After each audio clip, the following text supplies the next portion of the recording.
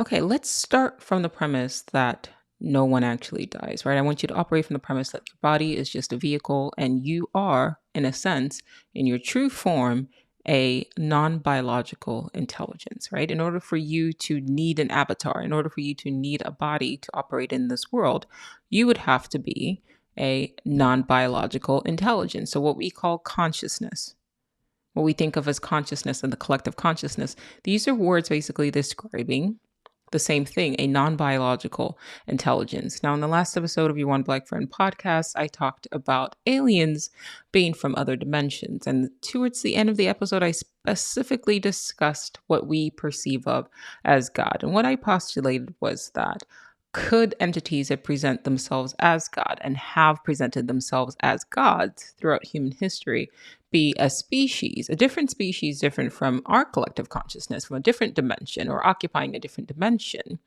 that essentially prey on humanity and on the human race, present themselves as gods, and then harvest souls to a different dimension once they die here, once they leave here, once your soul, your consciousness is done, quote, serving time in this reality. Could they operate by attaching themselves psychically to believers, first maybe presenting in dreams, right? Which, as we know, the dreams are a very fascinating middle ground. They seem sort of like a interdimensional space, for lack of better words. And when we have dreams or when we hallucinate or when people take like hallucinogens, for example, it all seems like the mind or your consciousness is shifting out of this dimension and into dimensions or even into parallel worlds. If you're not prepared to think of as dimensions, and at least think of them as parallel worlds, could these beings first approach the human race, or could they have first approached the human race through the dream world, right? And then presented themselves as gods. And then that once a person sort of wakes up and starts to speak to others about it, that's how the mind virus essentially spreads.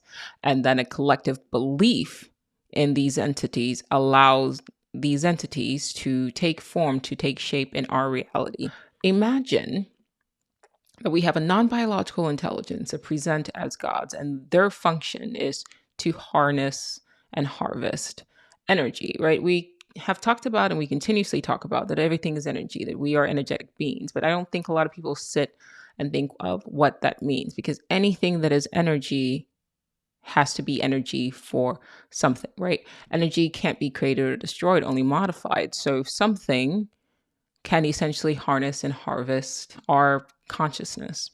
And could these gods, through the premise of belief, be hijacking our collective consciousness, at least to the ones who subscribe to the idea of gods, or the ones who believe in particular gods as they present?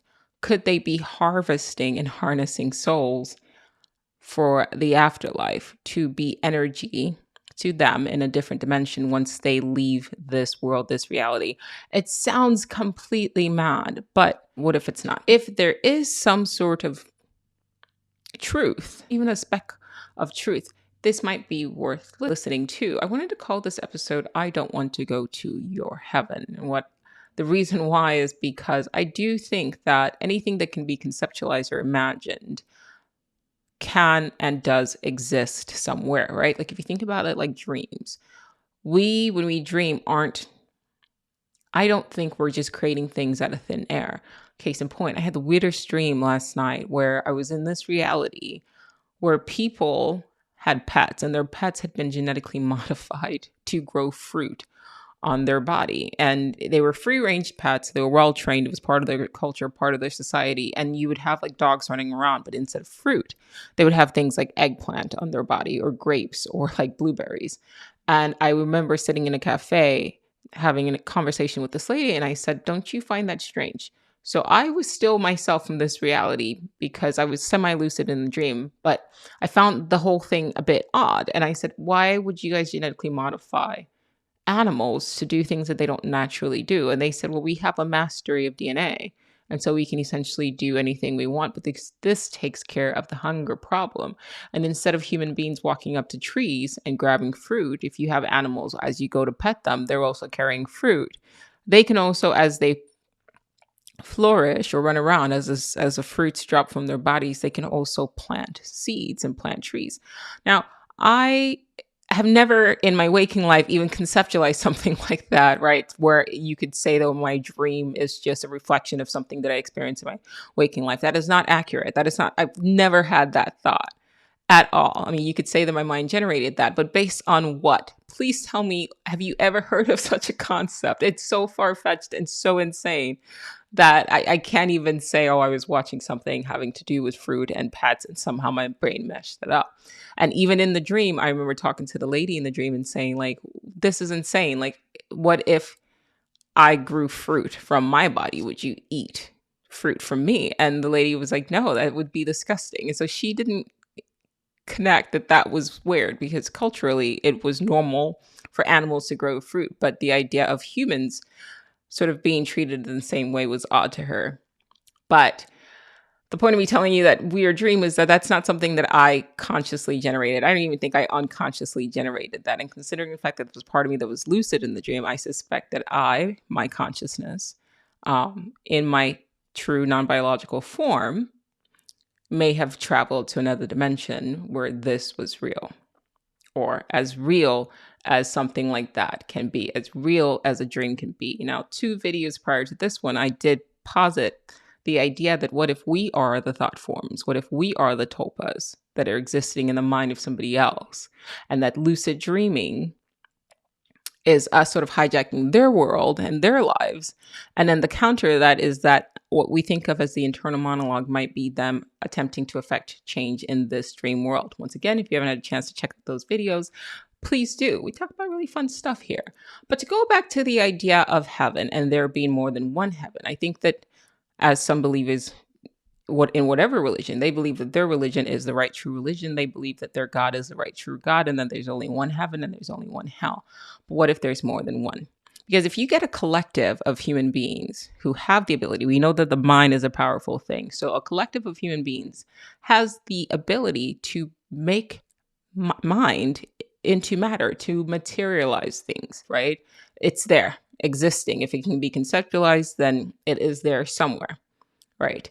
I think Robert Anton Wilson talked about this, that anything that can be imagined in his book Cosmic Triggers exists somewhere. Even if it's in a realm of probability, it does exist. Quantum physicists have talked about this as well, right? That everything exists simultaneously as a probability, and we're just collapsing wave functions. So that's something that is worth noting. So then if you have whole groups of people for thousands of years who have believed in a concept of a God and who have believed in a concept of heaven, then you cannot discount the fact that their gods, their heavens might exist.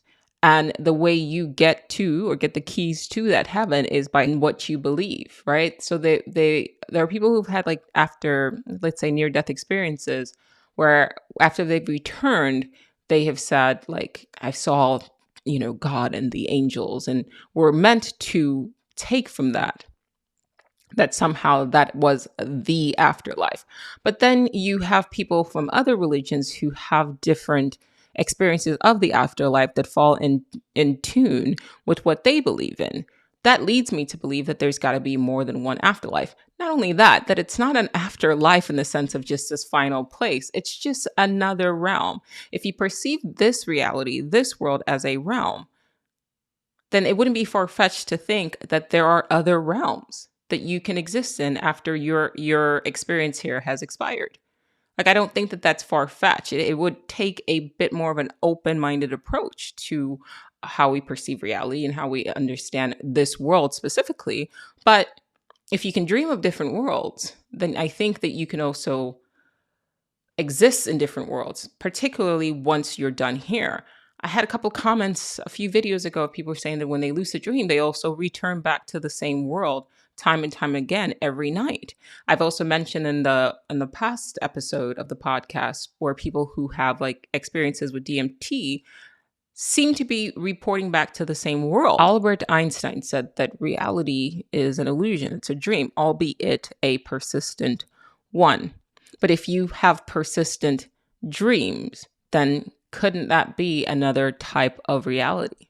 Oh, keep in mind, if you believe in a particular type of heaven, and if what the author talked about in the book, Your Unseen Body, I think the invisible body in the quantum realm, if what he talked about is accurate and that there are regional heavens, I don't know if they are literally above, like, let's say the United States is like an American heaven. I don't know if I'm prepared to say that, because then once again, like if you pass away, if you're an American and you pass away in like China or something like that, then do you go to a Chinese heaven? Like, why the limitation?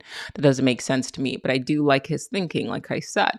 But if there are people who believe exactly as you believe, then they could be, as they are living, sort of tuning their psyche so that once they pass on from this world, that's exactly where they're going. And if part of what you believe is that for all eternity, you are going to wake up and just pray to a non-biological being, eternity is a very long time. Prayer is something that is energetic. It's an expulsion of energy, right? And you're giving that energy to something. Energy cannot be created or destroyed. Are you essentially signing yourself up for eternity of something that you may not want to do to a being, which go back and read the Bible, particularly Old Testament, and read how he is defined and the things that he pushes, that he teaches to his, like, do you want to exist in that reality, in that dimension upon leaving this world, and all of the rules and all of the laws? That is something that people don't think about. Not only that, if this belief, a collective belief in this book, and you think of the book as a key, will take people from all throughout time that have believed that, then that means that heaven would be, or I should say the Christian heaven would be populated by anybody from on one end. If you're just like a casual believer, but you've done the prayer and you believe that that's where you're going to go, but you're still like an open-minded person and you subscribe to the idea of, okay, like love, but you believe that, ultimately that you're still going to the Christian heaven. That's your key there. But then on the opposite extreme, the people who believe in the extremities and throughout history, throughout space-time, that have, that contributed to the witch trials, that like killed people, that enslaved people, that also believe this, they too will be going to this heaven, this dimension that would be called the Christian heaven. Is that where you want to go? I talked to a friend of mine about this, and we were talking about even like the Islamic idea of heaven, and I think they said that if you do something in a holy war, you get 76 virgins for all eternity. These are young maidens. And so my thought is, yes, that could very well be true. But gosh, is that what you want to spend all of eternity with? Like, maybe read the fine print. Do you want to spend all of eternity with 16-year-old girls, 76, or let's say it's 100. I think it was 100. 100 16-year-old girls as a grown man for all eternity? Eternity is a very long time. Now, if it never crosses your mind that there could be other worlds, other dimensions outside of that reality, if you find yourself in that reality, then you will be there for all eternity.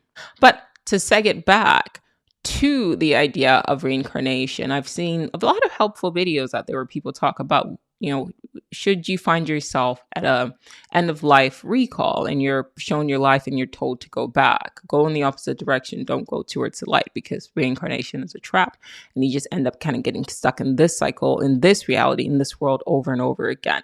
So that's very helpful.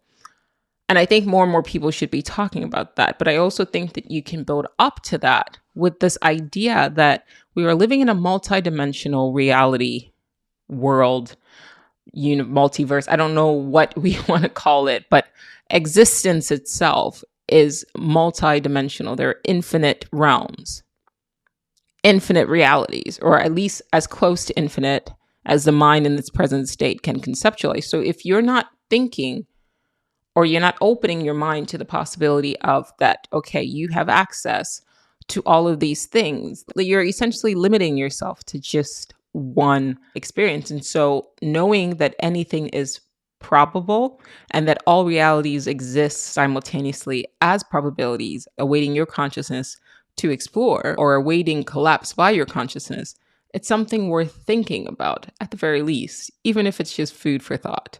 So to wrap it up, could there be non-biological intelligence from other dimensions that are throughout history, at least humanity's history, harnessing souls, the consciousness, the minds, whatever word you want to call it? Could there be non-physical, non-corporeal intelligence that come to this world and that's kind of what they do?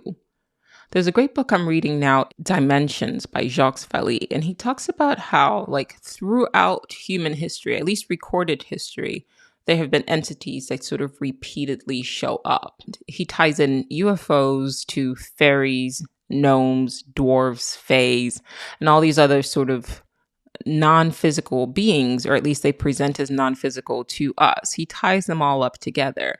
And I'm kind of piggybacking off of that. But where I want to go with this, and I'm actually going to expand upon this a bit more on a short story that I should have on my Gumroad, I think by the end of this weekend. It's going to be a fun read. If you're interested, check it out.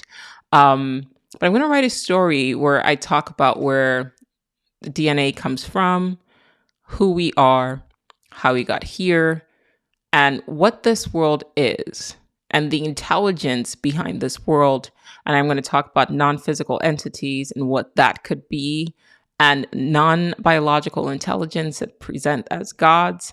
It's going to be kind of a really interesting write-up, so definitely worth checking out. But gods, in the scriptures, when you read, they don't behave like benevolent beings. The things that they ask people to do, the sacrifices that they require, the chaos that they create, they don't strike me as the true creators of this entire existence. And if you are a non-biological intelligence yourself existing in a physical form, then I would say that there is something that separates you from them, but there's still parallels. So why do you owe any sort of reverence to any non-physical being? You yourself are a non-physical being, but you have something physical. You're just existing in this dimension. I keep repeating because it's a new concept, but it's something that I think is worth thinking about. If you are in the spiritual realm and you're opening up yourself to things who present as gods or present as angels, ask yourself, why are these things deserving of your attention, your energy, your praise, when you yourself are a non-physical being existing presently, temporarily in physical form? And any information that they have access to, you have access to as well, because you are outside of form, a multidimensional being yourself. You're just choosing to exist in 3D at the present moment. So should or do any of these things really need to be worshipped? Are they deserving of your worship?